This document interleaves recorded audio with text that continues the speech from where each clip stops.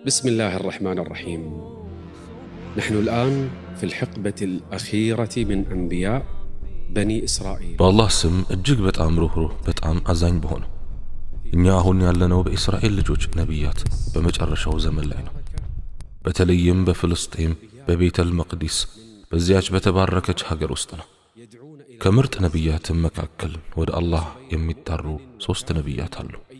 ሰዎችም በአማኝና በከሃዲ በደጋፊና በተቃዋሚ መካከል ተከፋፍለዋል።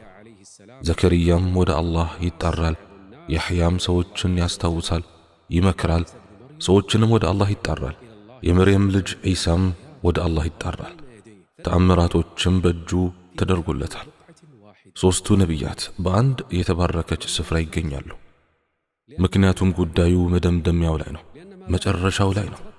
ምክንያቱም ቀጥሎ የሚመጣው አሁን በሚፈጠረው ሁኔታ ይወሰናል። والناس بين مؤمن وكافر ويشتد العداء لهؤلاء الأنبياء. ሰዎችም በአማኝና በከሃዲ መካከል ተከፋፍለዋል። በእነዚህም 3 ነቢያት ላይ ያለው ጠላትነት በርትቷል። ድንግሏ መርየምም የዒሳ እናት የዓለማት ሴቶች እመቤት ከመካከላቸው ትገኛለች። يحيى عليه السلام كان قويا وكان يصدع بالحق. ያህያም ጠንካራ ነበር፣ እውነትንም ሳይፈራ ይናገር ነበር። በአላህም መንገድ ላይ ሆኖ ለወቃሾች ወቀሳ የማይጨነቅ ወይም የማይፈራ ከጌታውም ጋር ለመገናኘት የሚጓጓ ብዙ የሚያለቅስም የዋህ ልብ ነበረው። በዚያን ጊዜ የነበረውም ንጉሥ ክፉና በዳይ ሰው ነበር። ያህያንም ጠርቶ ያህያ ሆይ ላገባት የምፈልጋትን ሴት አለች፣ ነገር ግን እሷን ማግባት እንደማልችል ሰዎች ነገሩኝ አለው። ንጉሡ የሚወዳት አንዲት ልጅ ነበረች። ይህችም ልጅ ራሷን ለንጉሡ ትሞሽር ነበር። እሷም ትፈልገዋለች፣ እሱም ይፈልጋታል። ነገር ግን አንዳንድ ሰዎች እሷ የእህቱ ልጅ ናት ይላሉ። እሷንም ማግባት በሕጋችን የተከለከለ ነው ብለው ነግረውታል። ንጉሡም ይህንን ጉዳይ የሚያረጋግጥለትን ሰው ፈለገ። ከዚያም ያህያን ጠርቶ ሰዎች እሷ ለኔ የተከለከለች ናት የሚሉት እውነት ነውን? አለው። ያህያም አዎ እርሷን ማግባት ላንተ አይፈቀድም አለው። هل هناك طريقة أبدا؟ እርሱም እሺ ሌላ መንገድ አለን አለ።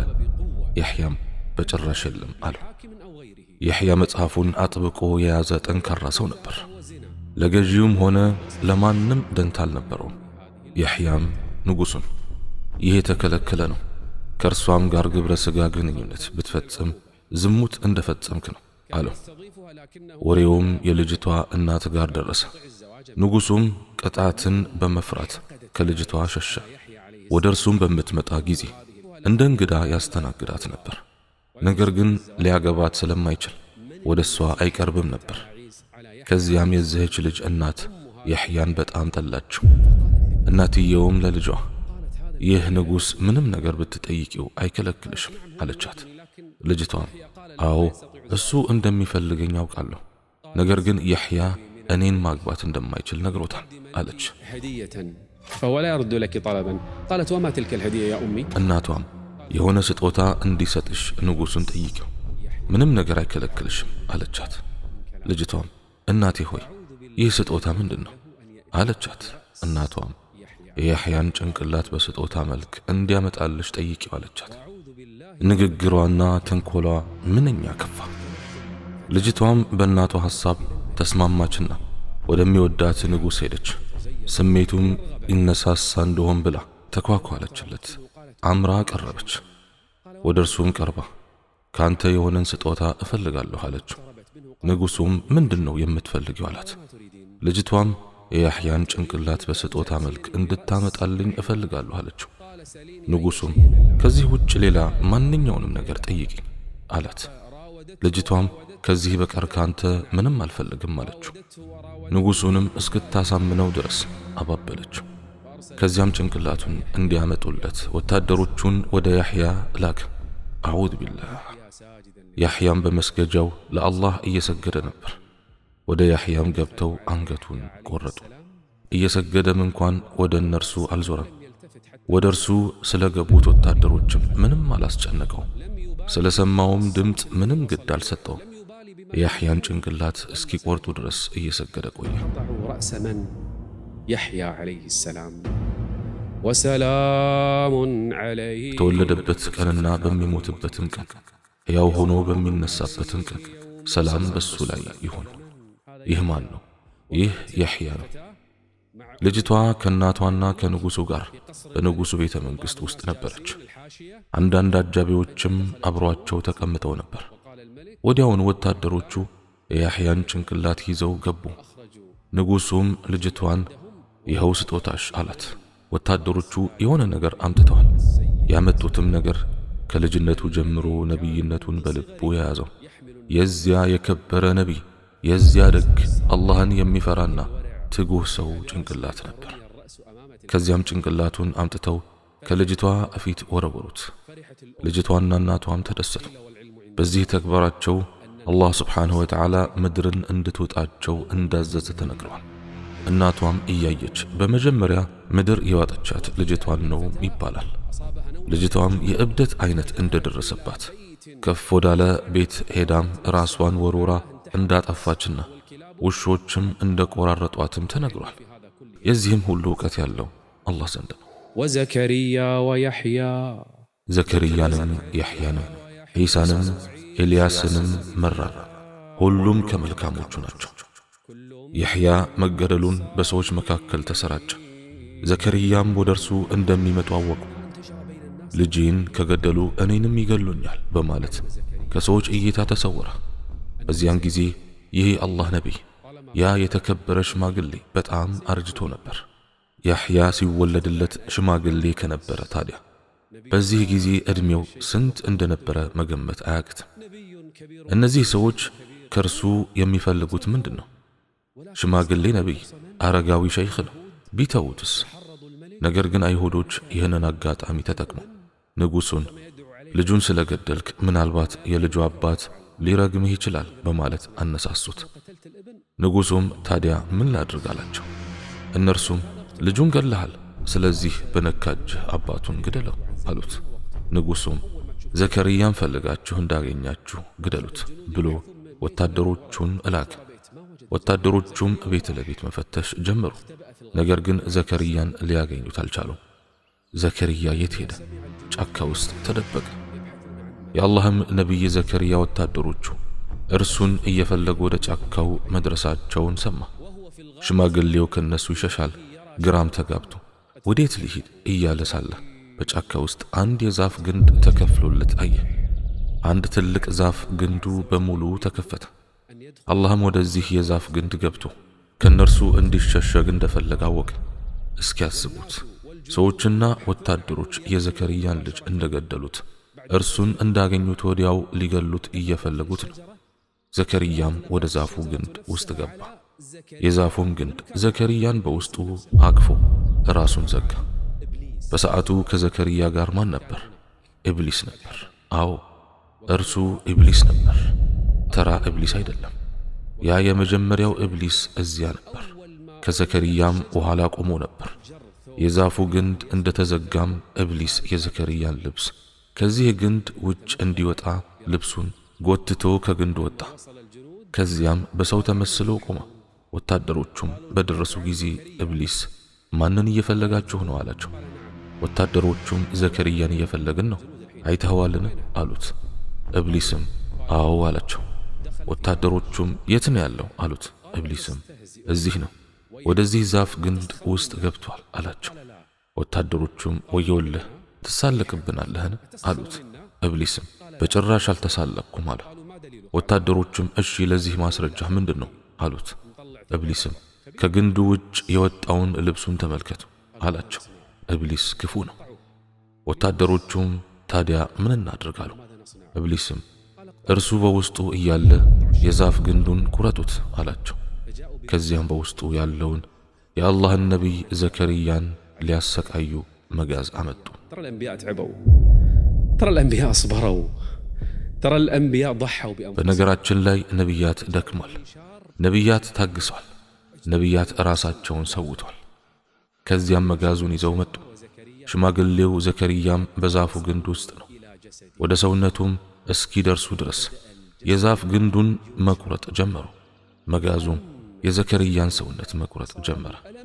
ዘከርያም የህመም ድምፅ አሰማ። ከዚያም አላህ ሱብሓነሁ ወተዓላ ዘከርያ ሆይ ይህ የህመም ድምፅህ ዝም የማይል ከሆነ ምድርን በውስጧ ባሉት ሁሉ እገለብጣታለሁ አለው። በዚህ ስቃይና በዚህ ህመም ከቀጠልክ በዚህች ምድር ውስጥ በሕይወት የሚኖር ነገር አላደርግም ማለቱ ነው። تعرف ماذا فعل زكريا؟ مسك نفسه رحمة بالناس. ታዲያ ዘከርያ ምን እንዳደረገ ታውቃላችሁን? ለሰዎች እዝነት ሲል ነፍሱን ያዝ አደረጋት። አላሁ አክበር። ከፍጥረት ሁሉ በጣም አዛኝ የሆኑት ነቢያት ናቸው። እስኪ ያስቡት፣ እየቆረጡት ነው፣ ህመምም እየተሰማው ነው። እርሱ ግን ከአላህ ቁጣ ለሰዎች በማዘን ህመሙንና ስቃዩን አላሰማም። በስተመጨረሻም በዚያ የዛፍ ግንድ ውስጥ ሳለ ዘከርያን ቆረጡት። أفكلما جاء ነፍሶቻችሁ በማትወደው ነገር መልእክተኛ በመጣላችሁ ቁጥር ከመከተል ትኮራላችሁን? ከፊሉን አስተባበላችሁ፣ ከፊሉንም ትገላላችሁ። قتلوا يحيى ثم قتلوا زكريا وبقي من؟ بقي الآن يحيى ገደሉት፣ ከዚያም ዘከርያን ገደሉት፣ የቀረውም ቀረ። አሁን የመርየም ልጅ ዒሳ ዓለይሂ ሰላም ወደ አላህ ብቻውን እየተጣራ ነው። የመርየም ልጅ ዒሳም የአክስቱ ልጅ ያሕያ እንደተገደልና ዘከርያም መገደሉን ካወቀ በኋላ ወደ አላህ ሱብሓነሁ ወተዓላ መጥራቱን ቀጠለ። ዒሳም ሰዎችን ወደ አላህ በመጥራትና ከእርሱ በኋላ ስለሚመጣው ነቢይ ሰዎችን እያበሰረ መልእክቱን ብቻውን በመሆን ማሰራጨት ጀመረ። የመርየም ልጅ ዒሳም የእስራኤል ልጆች ሆይ እኔ ከተውራት በፊት ያለውን የማረጋግጥና ከኔ በኋላ በሚመጣው መልእክተኛ ስሙ አሕመድ በሆነው የማበስር ሲሆን ወደ እናንተ የተላኩ የአላህ መልእክተኛ ነኝ ባለ ጊዜ አስታውስ። ከአንድ በላይ በሆነ አንቀጽ ላይ አሕመድ ብሎ ሰይሞታል። ዒሳም ከኔ በኋላ መገለጫው እንደዚህ ያለ ምልክቱም እንደዚህ ያለ ነቢይ ይመጣል፣ ከእንደዚህ ባለ መሬት ላይም ይወጣል፣ ስሙም አሕመድ ይባላል አላቸው። ከዚያም ዒሳ ዓለይሂ ሰላም ተአምራቶችንም ይዞ ወደ ህዝቦቹ መጣ። ግልጽ የሆኑ ተአምራቶችንም ባመጣላቸው ጊዜ ይህ ግልጽ ድግምት ነው አሉት። በዒሳ ላይ ያለው ጥላቻ በርትቷል። ዒሳም ሰዎችና አይሁዶች በእርሱ ላይ ክፋትንና እርሱን ሊገሉት እንደሚፈልጉ አወቀ። አይሁድም የመርየም ልጅ ዒሳ ቡድኖችና ሐዋርያት እንዳሉትና እርሱም በሰዎች አይን ላይ ድግምት የሚሰራ ድግምተኛ ነው በማለት ንጉሱን ሊያነሳሱበት በዚያን ጊዜ ወደ ነበረው ንጉስ ሄዱ። ንጉሱም ታዲያ ምን እናድርግ አላቸው። እነርሱም እርሱን ከመግደል ውጪ ምንም መፍትሄ የለም አሉት። አይሁዶችም አደሙ፣ አላህም አድማቸውን መለሰባቸው። አላህም ከአድመኞች ሁሉ በላጭ። በማን ላይ እያደሙ ነው? የአላህ ቃል በሆነው የመርየም ልጅ በዒሳ ላይ ነውን? እርሱ ተራ ነቢይ አይደለም። እርሱ የቆራጥነት ባለቤቶች ከሆኑት መልእክተኞች አንዱ ነው። አላህም ወደ ሰማይ ከፍ የሚያደርግበትን ጊዜ እንደደረሰ ለዒሳ ምልክትን ላከለት። إذ قال الله يا عيسى አላህም ባለ ጊዜ አስታውስ፣ ዒሳ ሆይ እኔ ወሳጅህ ወደ እኔም አንሺህ ነኝ። በአረብኛ ቋንቋ ሙተወፊክ ወይም አልወፋህ የሚለው ቃል የተለያየ ትርጉም ሲኖረው እዚህ ጋር ግን መሰወርን ያመለክታል።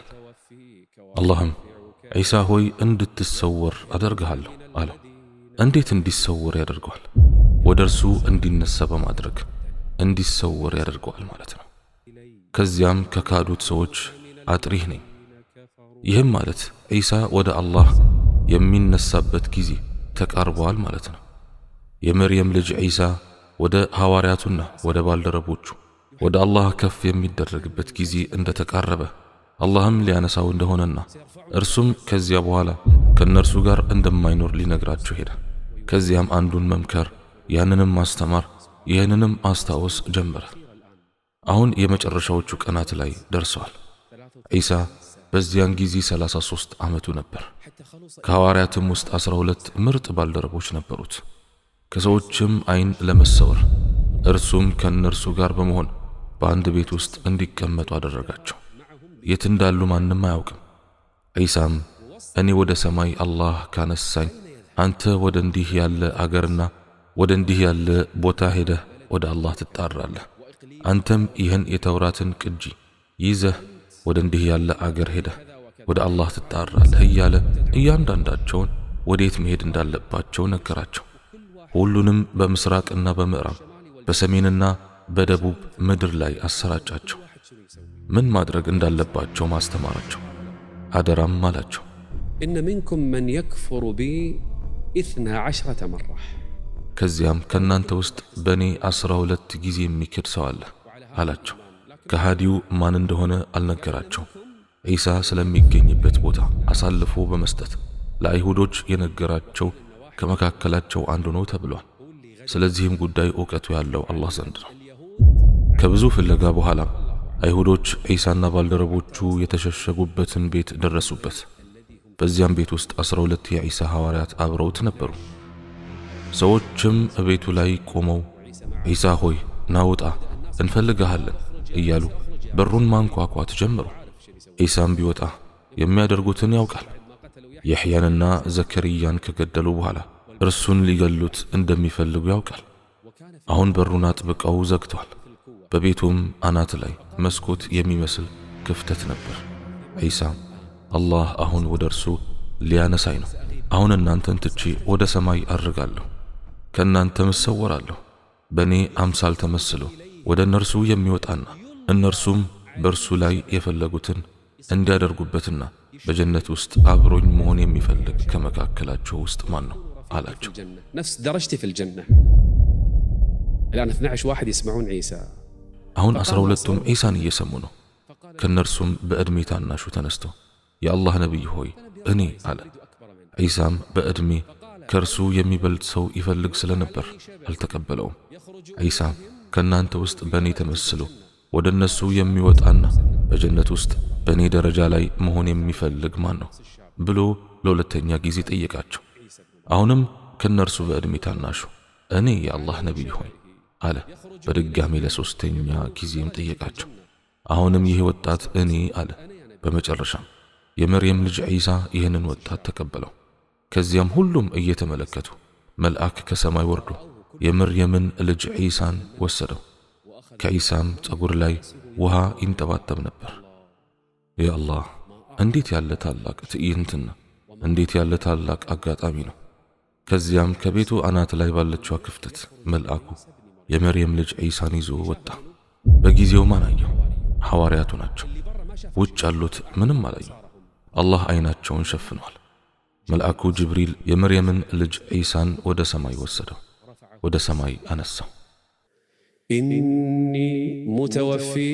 ዒሳ ሆይ እኔ ወሳጅህ ወደ እኔም አንሽህ ነኝ፣ ከዚያም ከካዱት ሰዎች አጥሪህ ነኝ። ወታደሮቹም በድንገት ወደ ቤቱ ዘልቀው ገቡ። በሩንም ሰብሮ የመርየምን ልጅ ዒሳን የሚመስለውን ይህን ወጣት አገኙ። ዒሳ አልነበረም፣ አላህ እርሱን እንዲመስል አድርጎት ነው። ይህም ወጣት አላህ ዘንድ የላቀ ደረጃ ይኖረዋል። ከዚያም ይህን ወጣት ከቤቱ አውጥተው ደበደቡት።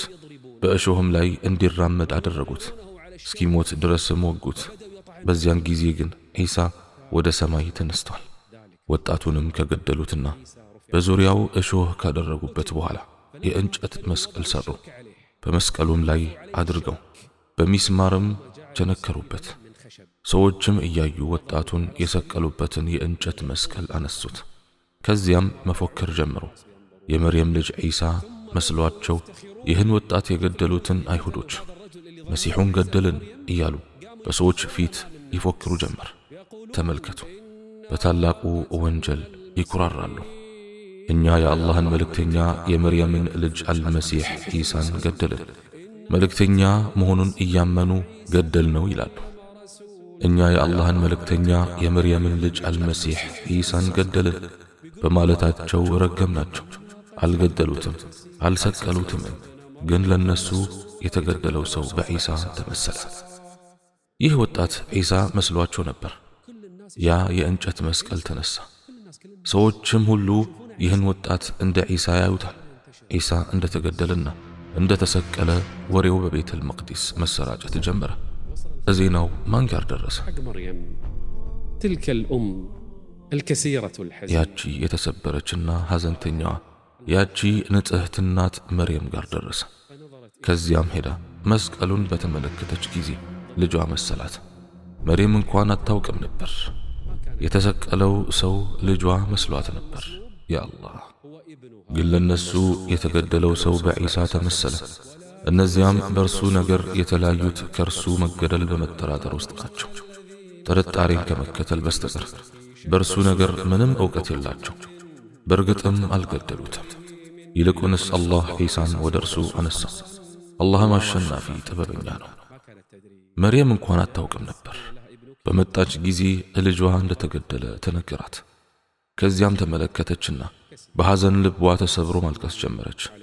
መርየምም ልጇ መስሏት በዛ መስቀል ፊት ቆመች። ለሕዝብ ምሳሌ ይሆን ዘንድ ለ2 ቀን ከመስቀሉ ላይ አላወረዱትም። የአይሁዶች ጥላቻና ክፋት ተመልከት።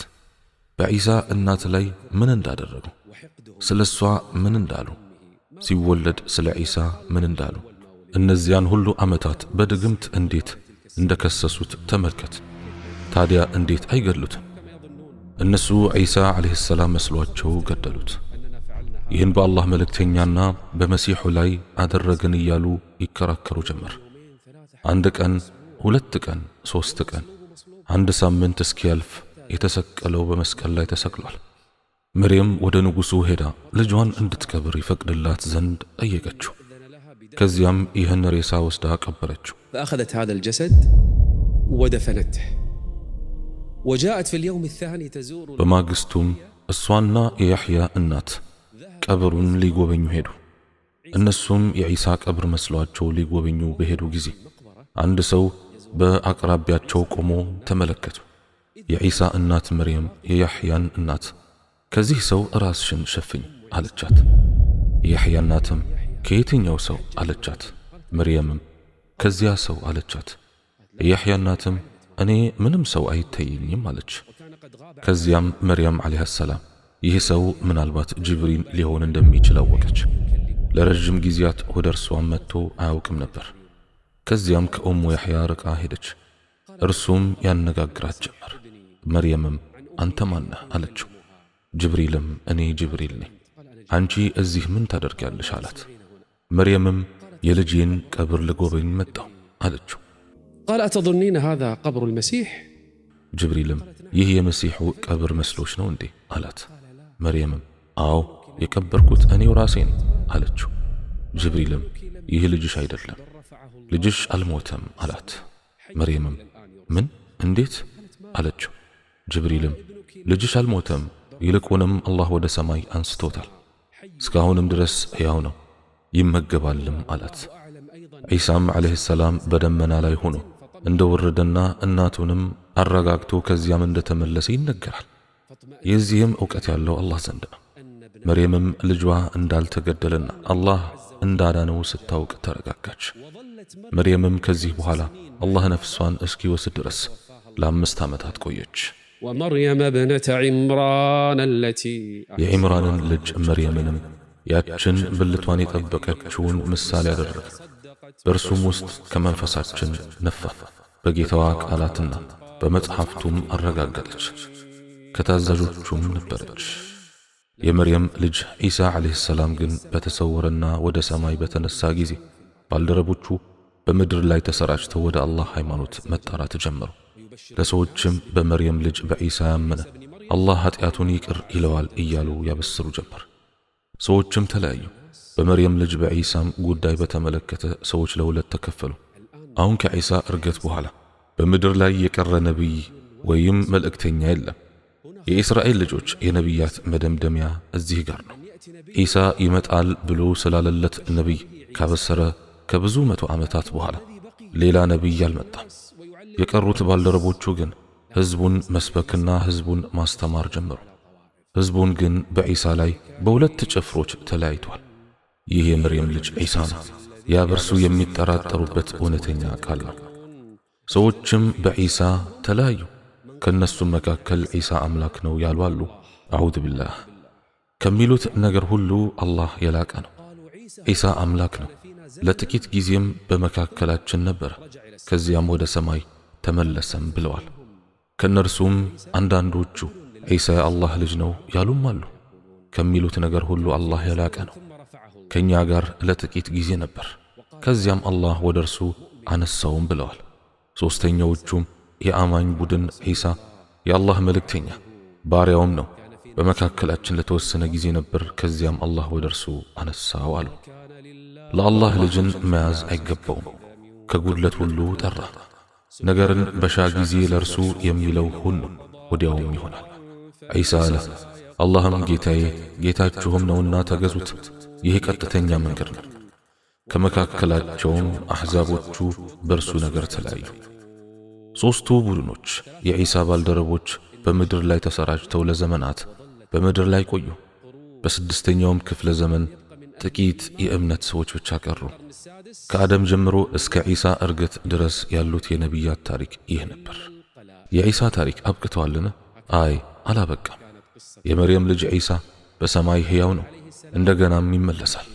አዎ ዒሳ ተመልሶ ይመጣል፣ በዘመኑ መጨረሻም ይመለሳል። ደጃል ሲወጣ ወደ ሶርያ አገር ይመለሳል። ሰዎችም ለፈጅር ሰላት በዝግጅት ላይ ሳሉ መላእክቱ ከሰማይ ይዘውት ይወርዳሉ። መጀመሪያም ወደ ሰማይ ሲያርግ ከጸጉሩ ላይ የውሃ ጠብታዎች ይወርዱ እንደነበረ፣ አሁንም ሲወርድ ከጸጉሩ ላይ የውሃ ጠብታዎች ይወርዳሉ። በመላእክት ክንፍ ላይ ሆኖ ይወርዳል። ከዚያም ከእምነት ሰዎች ጋር ይሰግዳል፣ ደጃልንም ይገላል። የእምነት ሰዎችም ድልን ይጎናጸፋሉ። የመርየም ልጅ ዒሳ በምድር ላይ ለ40 ዓመታት በፍትህ ይገዛልም ተብሏል። ብዙ ፍጡራንም በመርየም ልጅ በዒሳ እንደገና ያምናሉ። ከመጽሐፉም ሰዎች በእርሱ በዒሳ በርግጥ የሚያምን እንጂ አንድም የለም። ይህ ማለት በእርሱ ያምናሉ ማለት ነው? አዎ ያምናሉ። እነዚያ እርሱ አምላክ ነው ያሉት ወይም ሶስተኛ ነው ያሉት ወይም የአላህ ልጅ ነው ያሉት ወይም ያላመኑት ሰዎች በዘመኑ መጨረሻ ላይ እርሱ ከሰማይ ሲወርድ በሚያዩ ጊዜ ያምኑበታል። ከመጽሐፉም ሰዎች ከመሞቱ በፊት በእርሱ በዒሳ በርግጥ የሚያምን እንጂ አንድም የለም። በትንሣኤም ቀን በእነሱ ላይ መስካሪ ይሆናል። በርግጥ ይወርዳል፣ ከዚያም ልክ እንደ ሌሎች ሰዎች ይሞታል። ይህ የመርየም ልጅ ዒሳ ነው። ያ በርሱ የሚጠራጠሩበት እውነተኛ ቃል ነው። የኃይል ጌታ የሆነው ጌታ ከሚሉት ሁሉ ጠራ። በመልእክተኞቹም ላይ ሰላም ይውረድ፣ ምስጋናም ለዓለማት ጌታ ለአላህ ይሁን። ወልሐምዱሊላሂ ረቢል ዓለሚን።